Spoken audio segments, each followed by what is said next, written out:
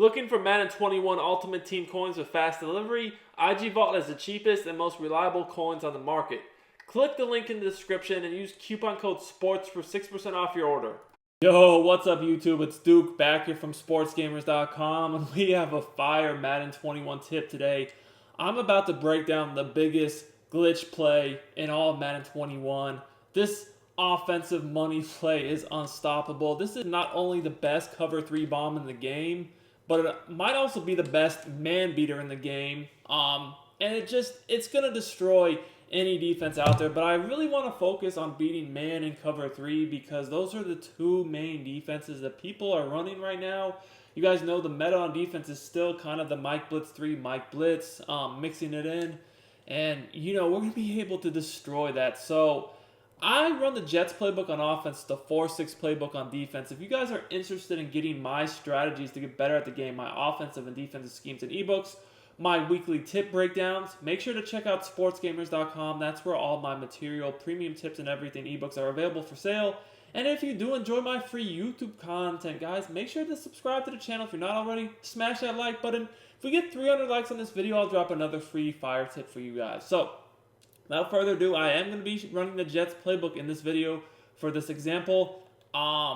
You will want a fast receiver as your inside receiver in this bunch tight end. I'm going to be looking at bunch tight end. Like I said, to me, this is the glitchiest play in the game, the best cover 3 bomb in the game, and maybe the best man-beating play in the game too, all in one. And it is the inside switch. I love this play. I run it in so many different situations. So let's start talking about beating cover 3. I'm going to show you guys just a standard cover 3, and then I'll show you a cover 3 with zone drops turned on. So let's just do basic, cover 3 sky first, and then let's get into, like, you know, the Mike Blitz meta. So with this play, regardless of if you're expecting man, zone, whatever, I do recommend to actually have the bunch on the short side of the field. So here you guys can see we line up on the left hash. That means that the left side of the field is the short side. Therefore, we want our bunch on the left side of the field. This is specifically because two things. One, cover 3 bomb. You know, you actually want to do it to the short side, which is one thing why it catches people so much. And then also this man-beating route to the tight end, I'm going to show you guys in a second, is best to have. I mean, you can work either way, but I like it to the wide side because you just get more room to work with to get yards after the catch, depending upon how you have to lead the ball. So, a few things to discuss here. I recently made a tip about the biggest glitch in the game, which is basically how to make the deep safety and cover 3 glitch out. What I'm about to show you guys in this video does the same thing from bunch tight end. It's a little bit different way of doing it, but it works just as good. Something I've been doing. A few other people know about it, but like I said, it's not common knowledge. Most people don't know about this. So in order to cover 3 glitch from this play, what we're going to do is, first of all you really have to do is just streak this inside receiver, which is Adams, and motion out the outside receiver in the bunch Lazard to the sideline and motion snap, and that's all you really have to do. But there are other things I do like to do, you know, especially if I'm not sure what defense they're in. I might like to smart route this corner out to the tight end, you know. But I will say, if they don't have zone drops on, I definitely like to keep this hook route. Because sometimes, if they don't have zone drops on, if you were to do something else with this receiver, put them on a different route, which you could do, potentially. But if you did that, sometimes this inside receiver on the street gets bumped, and it just messes up the timing of the play. So in my opinion, it's most consistent to just leave him on that route. So we're just going to go ahead and do that. We can block the running back if we need more time. Doesn't really matter about that. But basically, just motion out this receiver about 2 to 3 steps to the sideline, snap the ball, and just wait for the safety to dumb out. As you guys can see here, he just jumps inside, and then we're open over the top. Now, that's why you really want a faster receiver there. Adams' speed isn't really what we want. But, you know, it's doable. Now, when you play Mutt, you know, you're going to need, because Adams is only 91 speed, you're going to need a receiver that really probably in Mutt has 99 speed because all the DBs are going to be that fast too, and you're definitely going to need Gunslinger. But what I want you guys to see here is how the safety jumps into the middle of the field and gives up his deep responsibility. And at this point, it's just you versus the corner, and even if he's kind of keeping up with you, if you just lead it away from him into the middle of the field like I did here, you know, that's going to be a catch every time. And if he's fast, it's not even going to be a catch. It's going to be a touchdown. So you guys can see the release here.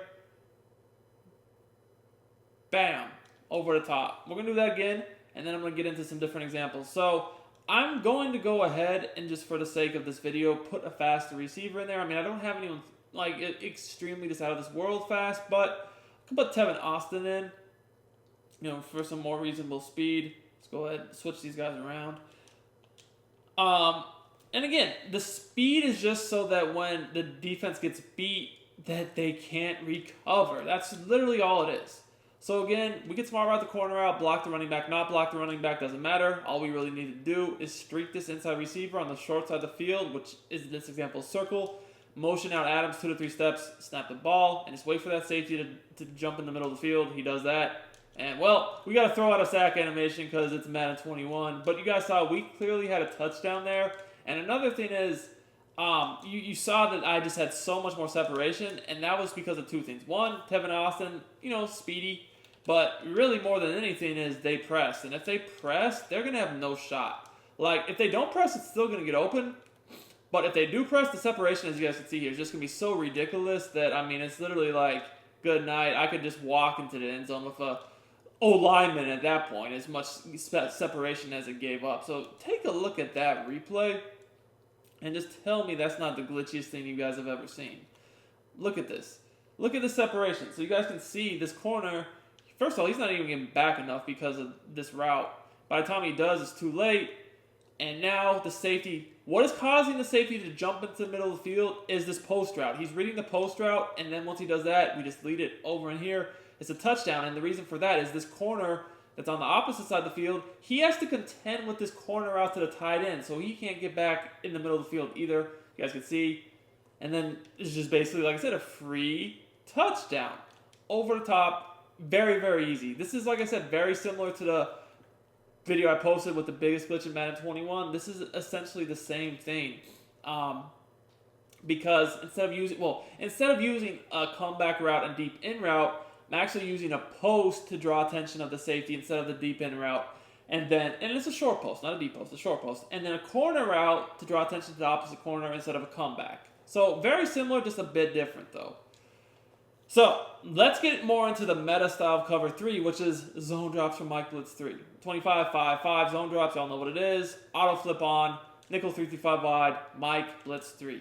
So, you know, this is, like I said, this is the meta. We all know it. You got to shade down, then shade up to get cloud flats. Then you're going to use purples to cover both flats. And then you're just going to guard the middle of the field yourself with Wagner, right? The middle linebacker. Rush 2, maybe 3. And it's just the most annoying defense in the world to play against. Well, this is a free touchdown against this defense. It really, really does a great job against Mike Blitz 3. Same setup as you guys can see here. I mean, yeah.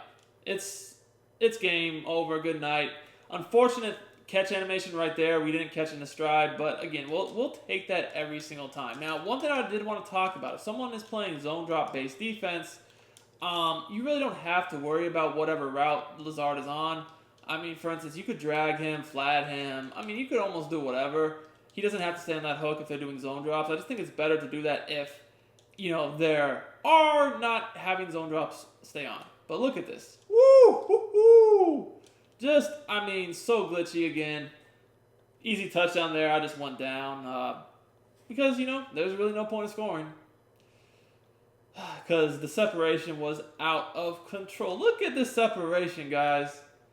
I mean, this is just a walk-in touchdown. I got a good 5, 6 yards of separation, and I just, you know, go to the side, go down. Because why not? You know what I mean? So, this is an absolute laser beam against cover 3. We're going to do it one more time. Shade down, shade up, purple zones, you know, all that. You know, rush 2, rush 3, whatever.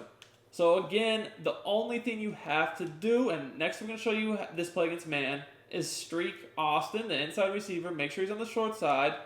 Then we're going to motion out the post. Anything after that's up to you. Smart route the corner out, don't. Block the running back, don't. Hot route Lazard, don't. I mean, it doesn't really matter. The only thing you really have to do is the streak and the motion post. That's it. Everything else, you know, is kind of just whatever you feel, to be quite honest with you. And we feel like scoring a touchdown here. What can I say?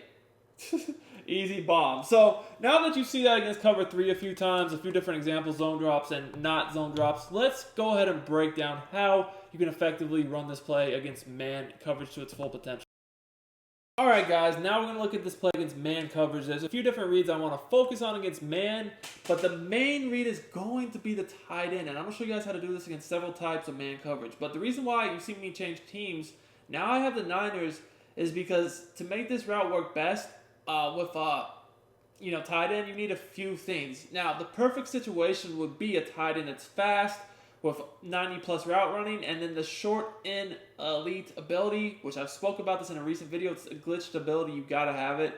But honestly, if you just had the short end elite ability and didn't have the other stuff, it'd still be fine. Those, reasonable speed is definitely preferable to make sure you can take this for a touchdown. If there's not help over the top. So first of all, Mike blitz 0, right? Most common defense, right? Now we're gonna go ahead back the ball up, like I said. I always do like to run this play with the bunch on the short side of the field. And, we're going to just go ahead and do Mike Blitz 0 first. So, Mike Blitz 0, very common, something like this. I mean, you already know. And, it's a pretty common setup, right? Just play with Wagner over the middle of the field yourself, or just use your rush, whatever you're going to do.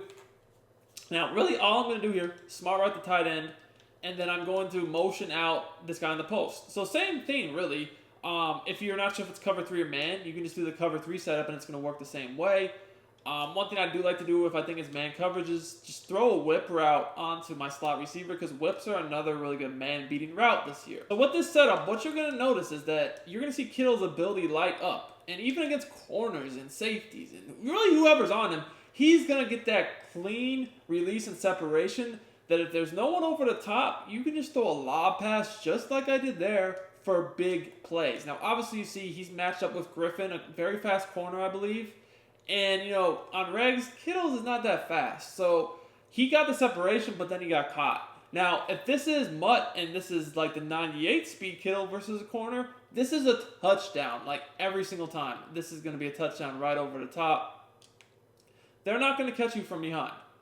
Now, like I said, in regs, we just don't have that speed, so it's a bit different. But in Mutt, this is not just a big play. This is an absolute touchdown, okay? Now, the other thing about this is, on this specific play, like I said, it's not just that route. That is a great route, sure. But it also is the route to the motioned post, because that's going to allow this route to not get pressed, and as soon as it breaks in, you can kind of just throw it, get that dive catch animation every time if you aggressive catch it. So, they have to defend the side and the middle of the field, which is very, very difficult to do. Both routes are going to release completely free, as you guys see here. And the thing is, the whip route's open too.